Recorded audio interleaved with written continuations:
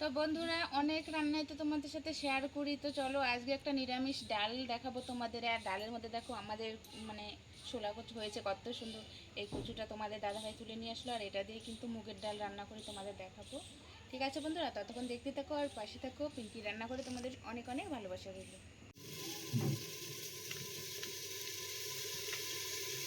বন্ধুরা হাঁড়িটা বসিয়ে দিলাম আমি, তারপর দেখো পরিমাণ মতো জল দিয়ে দিচ্ছি।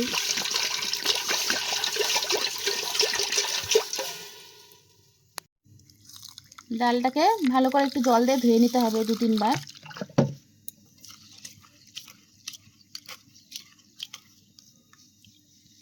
একটু পরিষ্কার করে ভালো করে ধুয়ে নিতে হবে বন্ধুরা। তারপর দেখো ডালটা কিন্তু আমি দিয়ে দিলাম, আর এই ডালটা কিন্তু কাঁচাই দিতে হবে, ভেজে দিলে কিন্তু হবে না বন্ধুরা। ভাজা করে রান্না করলে প্রচুর গ্যাস হয় মুগের ডালে, সেই জন্য কিন্তু এইভাবে রান্না করলে কোনো পেটের সমস্যা কিচ্ছু হবে না বন্ধুরা। যাদের মুগের ডাল ভেজে খেলে গ্যাস হয়, তো এভাবে কিন্তু রান্না করে দেখতে পারো, অসাধারণ টেস্ট হবে কিন্তু বন্ধুরা। এই যে প্রথমে আমাদের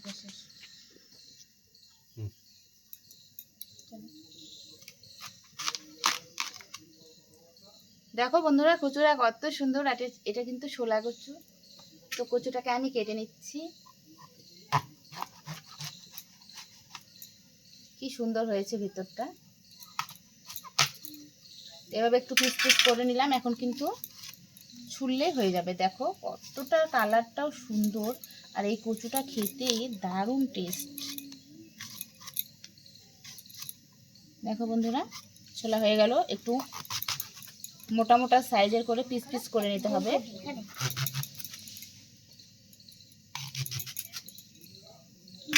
এরকম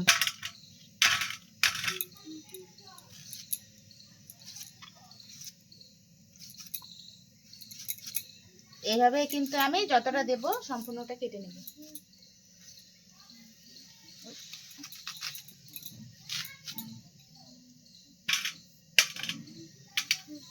বন্ধ করো।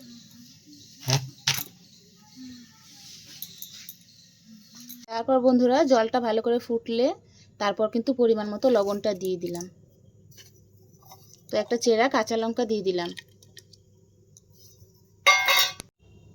তো সবগুলো দেখো কচু দিয়ে দিলাম। এবার কিন্তু গ্যাসের ফ্লেমটা একদম কমিয়ে ঢেকে দেবে বন্ধুরা, তাহলে কিন্তু গ্যাসও অল্প মানে শেষ হবে, আর খুব তাড়াতাড়ি সব কিছু নরম হয়ে যাবে, ডালটাও গলে যাবে আর কচুটাও সেদ্ধ হয়ে যাবে।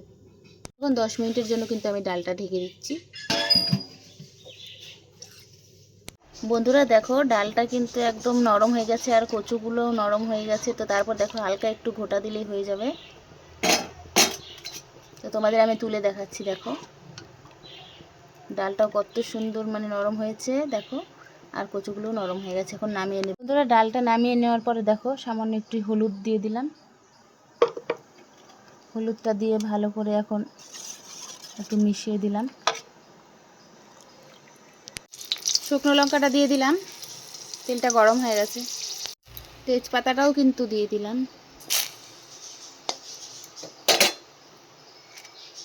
পাঁচফোড়ন দিয়ে দিচ্ছি।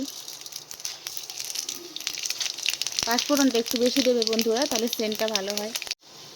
বন্ধুরা পাঁচফোড়নটাও দিয়ে দিলাম। পাঁচফোড়নটা তোমরা একটু বেশি দেবে, তাহলে সেন্টটা খুব সুন্দর আসে। আদাটা লাল লাল করে ভেজে কিন্তু আমি ডালটা দিয়ে দিলাম।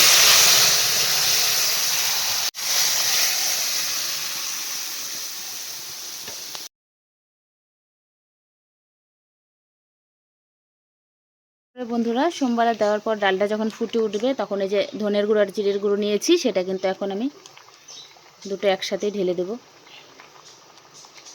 ঢেলে দেওয়ার পর এই যে নাড়াচাড়া করে মিশিয়ে কিন্তু 5 মিনিট মতন রেখে নামিয়ে দিতে হবে। নিচ্ছি।